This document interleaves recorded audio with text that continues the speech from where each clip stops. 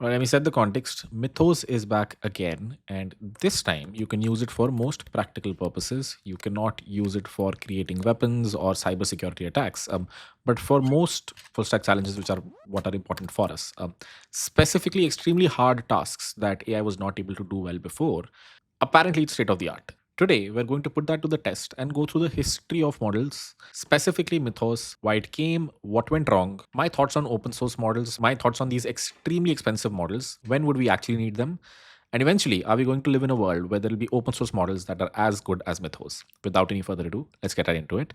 And before I start, I'm going to spin off a task using Mythos.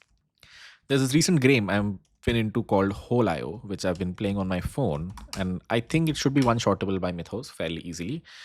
It probably was one-shottable before this as well using Sonnet 4.8, but I'm going to make the task much tougher with a bunch of models. I feel like there are only very nuanced use cases where models are not good enough, and for most practical 90% of the use cases, a cheap model works. So the last 5 to 10%, you might need the power of something as powerful as this.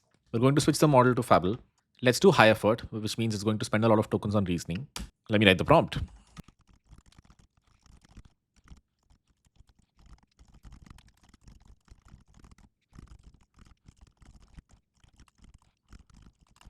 All right, this is the prompt. Feel free to pause the video over here, and without any further ado, let's get right into it. All right, let's get into the timeline. This is around last month, 9th of July to be exact, is when Fable was released for the first time. There were talks that Mythos is a very powerful model that is going to be released. There was an early release for bigger companies like Apple to make sure if there are any vulnerabilities that they can be caught earlier. But call it news, a little bit of hype, which we've seen with GPT-2 as well. The model wasn't made generally available, and when it was released as another model called Fable, which is a more guardrailed, milder version of the actual Mythos model. On June 12th, the US Department of Commerce put an export ban on all the Mythos models, primarily over cybersecurity concerns. On June 26th, it was partially restored, and a few days ago, around 1st of July, Fable was generally available. Fable is twice as expensive as 4.8 Sonnet and 5 times more expensive than Haiku, the earlier model of Anthropic that was in itself really good. Why was there so much hype? What does it exactly do? How does it perform on benchmarks? Is what we're going to understand next. You'll see technically on benchmarks, most models in their upcoming releases aren't exponentially better than the last release. This time, there's a 3% increase in agentic coding on the SWE bench. There's another coding benchmark, Frontier Code. I think this was created by the Cognition guys, I could be wrong, which compared to Claude Opus 4.8 is twice as effective. These are all numbers usually. I don't think this is the best benchmark for coding right now, but I can share what it's touted to do really well. Number one, Fable is the same underlying model as Mythos 5 with a bunch of guardrails specifically around cybersecurity and high risk requests. Most of these requests are either blocked or routed to Opus 4.8 instead. It has a context window of 1 million tokens and can spit out 128k tokens in a single go. Most of these models, including Fable, are now optimizing for long running tasks. That means tasks that can span sometimes minutes, sometimes hours, and sometimes even days. To test something like this, the best thing you can do is open a coding harness like Claude Code or Devon CLI and give it an extremely ambitious project, probably much more ambitious than the one that we have given it, and do not babysit it throughout the process. One specific example of Fable doing really well on a long running task is the Stripe migration, where Stripe reported they compressed around 50 million lines of code in less than a day. And this thing would have taken around 2 months and a bunch of engineers if the code was being migrated by hand. If you were using a cheaper model, you might not have reached the end state, or it would have involved a lot of babysitting and much more than a day. Rarely will you come across tasks where you need the power of such state of the art models. I feel there should be a lot of companies coming up now in model routing where, based on the complexity of the task, your request would get routed to the most efficient model. For the last 1 week, I was using Opus 4.8 High for building this project, and I feel like I could have made a better decision to save more money and probably time as well for slightly lesser complex tasks. I feel either a manual combination of model switching or a model router is a good white space where you'll see a lot of companies and investment. It might also be a good project to build yourself. Let's move on to a few hot takes that people have and a lot of discussions that have been happening around Fable. Number one, should the government had banned this? And the answer is probably up in the air right now. I'm sure they had good reasons to do what they did. But unfortunately, eventually, most open source models are going to start to compete with state of the art. And that happens as long as you have hardware. There's no one, including the government, that can stop you from running these models. Number two, will there be distillation? And the answer is a big fat yes. I feel most open source models, at least Chinese models, are somewhere or the other distilled on top of the frontier models that are being built out of the US. I'm surprised India, which is considered whatever the scam center of the world when it comes to calling using scams, and you'd call distillation some sort of a scam only, or some sort of stealing from someone else's research.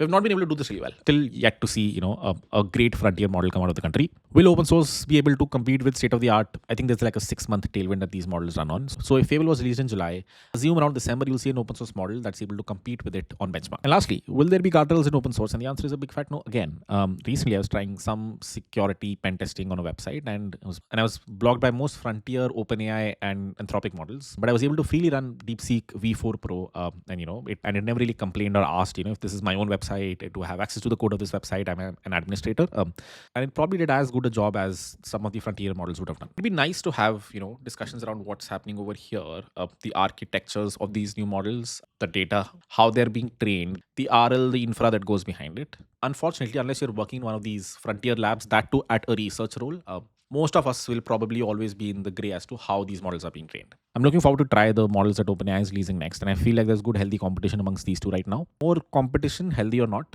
which usually means better pricing for the customer. So there's probably never been a better time to be alive if you're a builder. On that positive note, let's see where we're at with the original prompt. Was it able to build a clone of whole.io? And how much money and tokens have we spent doing it? Seems to have worked. It has 3 different levels. It spent 89k tokens, which is probably very cheap. We'll see the pricing very soon.